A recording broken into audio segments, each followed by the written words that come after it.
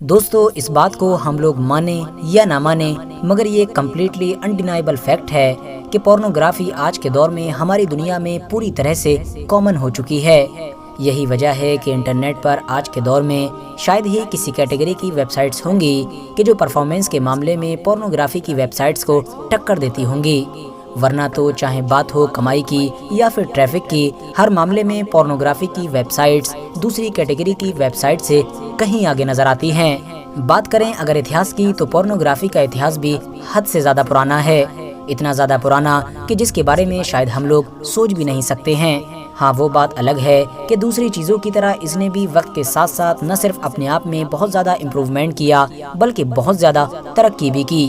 کوئی دور ہوا کرتا تھا کہ جب پورنوگرافی صرف دیوار پر بنی ہوئی گندی تصویروں تک ہی سمت ہوا کرتی تھی، مگر آج کے دور میں نہ صرف یہ حد سے زیادہ ایڈوانس ہو چکی ہے بلکہ ہم لوگوں کی انگلیوں کے اشارے پر بھی آ چکی ہے۔ یعنی دنیا کا کوئی بھی انسان صرف اپنی انگلیوں کے اشارے کے ذریعے سے اس کو اپنے موبائل کی اسکرین پر چلا سکتا ہے۔ فی الحال دوستو آج کی اس ویڈیو میں ہمارا ٹاپک پورنوگرافی نہیں بلکہ دنیا کی ایک ایسی کتاب ہے کہ جس کی گنتی نہ صرف اتہاس کی سب سے گندی کتابوں میں کی جاتی ہے بلکہ ساتھ ہی ساتھ اسی کتاب کو ہی ماڈرن پورنوگرافی کی بنیاد بھی مانا جاتا ہے۔ یعنی یہ مانا جاتا ہے کہ اگر یہ کتاب نہ ہوتی تو شاید آج کے دور میں پورنوگرافی اتنی زیادہ ایڈوانس اور اتنی زیادہ ڈیولپ بھی نہ ہوتی، کیونکہ آج کے دور کی پورنوگرافی میں جس طرح کی بھی چیزیں دکھائی جاتی ہیں وہ زیادہ تر چیزیں اسی کتاب سے ہی انسپائر ہوتی ہیں اور اسی کتاب کے ہی چاروں طرف گھومتی ہوتی ہیں۔ تو دوستو اب سب سے بڑا سوال یہ ہے کہ آخر یہ کون سی کتاب ہے، اس کتاب کو کس نے لکھا ہے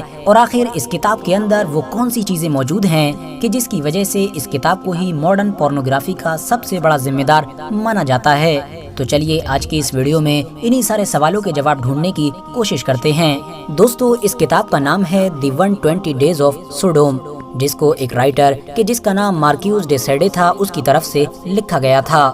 اس کتاب کے بارے میں کچھ بھی جاننے اور سمجھنے سے پہلے ہم اس کے رائٹر یعنی مارکیوس کے بارے میں جان لیتے ہیں۔ مارکیوس کا جنم سن 1740 عیسوی میں فرانس کے شہر پیرس میں ہوا تھا۔ بھلے ہی مارکیوس حد سے زیادہ امیر اور مشہور خاندان سے بلونگ کیا کرتا تھا مگر اس کے ماں باپ بہت کم عمر میں ہی اس کو اپنے نوکروں کے پاس چھوڑ کر الگ الگ راستوں پر نکل گئے تھے۔ دوسری طرف نوکروں نے اس کی کم عمری کا فائدہ اٹھا کر بچپن سے ہی اس کو یون ہنسا یعنی سیکشول وائلنس کا شکار بنانا شروع کر دیا تھا۔ دھیرے دھیرے مارکیوس جب جوانی کی عمر کو پہنچا یعنی سمجھدار ہوا تو یہ بھی پوری طرح سے بدل چکا تھا، یعنی بچپن سے جو کچھ اس کے ساتھ ہوتا آیا تھا اس نے اس کو بھی پوری طرح سے بدل کر رکھ دیا تھا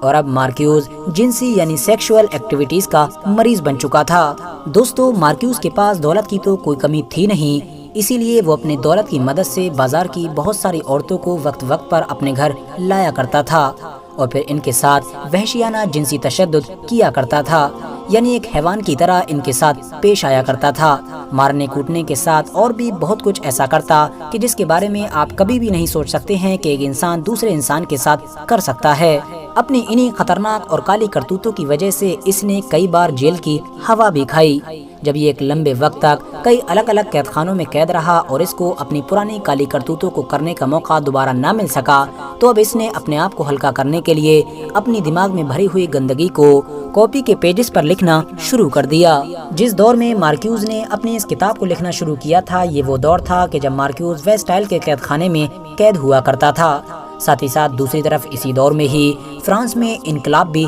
زوروں پر تھا، ہر ایریے میں انقلاب کے نعرے لگ رہے تھے۔ اس دور میں مارکیوس کے پاس کاغذ کے اتنے پیجز بھی موجود نہیں تھے کہ جن پر وہ اپنی اس کتاب کو پورا کر سکے، اسی لیے اس نے کاغذ کے چھوٹے چھوٹے ٹکڑوں کو گوند کی مدد سے جوڑ کر ایک لمبے رول کی طرح بنا لیا تھا اور آخرکار 3 مہینے کی محنت کے بعد اس نے اپنی اس کتاب کو کمپلیٹ کر دیا تھا اور کمپلیٹ کرنے کے بعد اس نے اپنی اس کتاب کو ویسٹائل قید خانے کی کوٹری کی ہی ایک گمنام جگہ پر زمین کے اندر گاڑ دیا تھا۔ مگر کچھ دن کے بعد ہی جب پرشاسن کو یہ محسوس ہوا کہ اب فرانس کے انقلابی بہت جلد ہی ویسٹائل کے قید خانے پر بھی حملہ کر دیں گے تو فوراً دوسرے قیدیوں کی طرح ہی مارکیوس کو بھی وہاں سے دوسری محفوظ جگہ پر ٹرانسفر کر دیا گیا اور امید کے مطابق کچھ وقت کے اندر ہی انقلابی لوگوں نے اس قید خانے پر اٹیک بھی کر دیا۔ یہ اٹیک اتنا زیادہ خطرناک تھا کہ انقلابی لوگ اس قید خانے کی ایک ایک اینٹ تک اکھیڑ کر لے گئے، यही वजह थी कि दूसरी तरफ मार्क्यूज अपनी मौत तक यही सोचता रहा कि उसने जो किताब लिखकर जमीन में गाड़ दी थी वो अब पूरी तरह से बर्बाद हो चुकी है, क्योंकि जाहिर है इनकलाबियों की तरफ से जो कैद खाने का हाल किया गया था उसके बाद मार्क्यूज ये बिल्कुल भी उम्मीद नहीं कर सकता था कि उसकी वो किताब बाकी होगी। मगर दोस्तों, हैरानी की बात यह है कि कैद खाने पर इनकलाबियों के हमला करने से सिर्फ 2 दिन पहले ही एक इंसान ने इसको कोठरी से चुरा लिया था और उसके बाद लगभग 125 साल तक ये किताब किस जगह पर महफूज रही इसका कोई भी हिस्टोरिकल रिकॉर्ड मौजूद नहीं है। मगर फिर 1904 में ब्रिटेन के एक नामालूम पब्लिशर की तरफ से इस किताब को पब्लिश कर दिया गया। इस किताब ने पब्लिश होते ही उस दौर में पूरी दुनिया में कोहराम मचा दिया। दुनिया के अलग अलग इलाकों की बहुत सारी हुकूमतों ने इस किताब के पब्लिश होते ही इस पर बैन लगाना शुरू कर दिया था और इस बैन की वजह वो चीजें थीं कि जो इस किताब के अंदर लिखी गई थीं, क्योंकि ये किताब यकीनी तौर पर एक ऐसी किताब थी कि जो एक आम इंसान के दिमाग को पूरी तरह से इफेक्ट कर सकती थी। इस किताब के अंदर राइटर ने सेक्सुअल वायलेंस यानी यौन हिंसा को पूरे जोरों शोर के साथ प्रमोट किया था।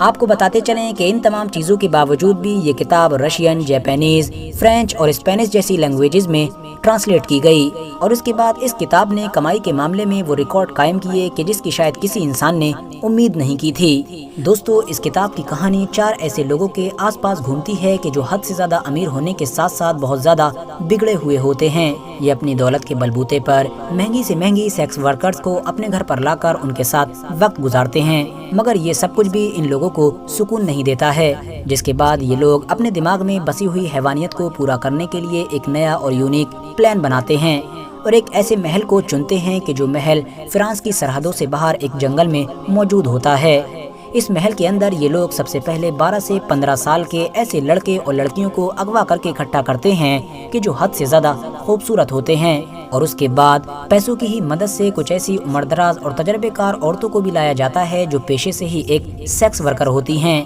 जो उन लोगों को इस मामले में गाइड करती हैं। कुछ लईम शईम और हद से ज्यादा ताकतवर मर्दों को भी यहाँ पर लाया जाता है जिनका काम उन कम उम्र बच्चों का शिकार करना होता है। आपको बताते चलें कि इन तमाम बुरी चीज़ों के साथ साथ इस कहानी में ये भी दिखाया गया है कि इस महल के अंदर उन 4 मर्दों की खुद की बेटियां भी होती हैं जो खुद भी पिछले एक लंबे वक्त से इन लोगों के जुल्म और सितम का शिकार हो रही होती हैं। इसी हालत में ये सब लोग इस महल के अंदर 120 दिन गुजारते हैं और इस पूरे पीरियड में वो सब कुछ किया जाता है कि जिसको नेचुरल तो बिल्कुल भी नहीं कहा जा सकता है। आपको बताते चलें कि उन बच्चों और बच्चियों के साथ जुल्म और सितम की सारी हदें पार की जाती हैं। ये किताब बुरे इंसान की गंदी सोच और हैवानियत को भी दिखा रही है। यही वजह है कि इस किताब को और इसके राइटर को सैडिज्म का फाउंडर भी माना जाता है। आपको बताते चलें कि सैडिज्म एक ऐसी कंडीशन को बोला जाता है कि जब एक इंसान दूसरे इंसान को तकलीफ देकर सुख हासिल करता है, यानी सुकून हासिल करता है। जैसा कि मैंने आपको शुरू में भी बताया कि पोर्नोग्राफी का इतिहास हद से ज़्यादा पुराना है, मगर इस बात में भी कोई शक नहीं है कि इस किताब के आने के बाद पोर्नोग्राफी की दुनिया में बहुत सारे इनकलाबी चेंजेस देखने को मिली। आपको बताते चलें कि इस किताब से इंस्पायर होकर ही पोर्नोग्राफी में फोर्सफुली टाइप ऐसी बहुत सारी चीज़ें डाली गईं कि जो आगे चलकर पोर्नोग्राफी को एक अलग ही स्टेज पर ले गईं। साथ ही साथ आप लोगों के लिए ये जान लेना भी ज़रूरी है कि इसी किताब के नाम पर ही बाद में फ्रांस देश में एक मूवी भी बनाई गई थी, जो भले ही इस किताब की तरह इतनी ज़्यादा खतरनाक तो नहीं थी, मगर कहानी लगभग सिमिलर थी। और ये फिल्म भी इस किताब की तरह ही रिलीज होते ही दुनिया के बहुत सारे अलग अलग इलाकों में बैन कर दी गई है। फिलहाल दोस्तों, आज की अपनी वीडियो को हम यहीं पर ख़त्म करते हैं। वीडियो पसंद आने पर न सिर्फ वीडियो को लाइक करें बल्कि अपने फ्रेंड्स के साथ भी ज़रूर शेयर करें और इसी तरह की नॉलेजेबल और हिस्टोरिकल वीडियोस हमेशा देखने के लिए हमारे इस चैनल को सब्सक्राइब करके साथ ही में बेल आइकन को भी प्रेस कर दें।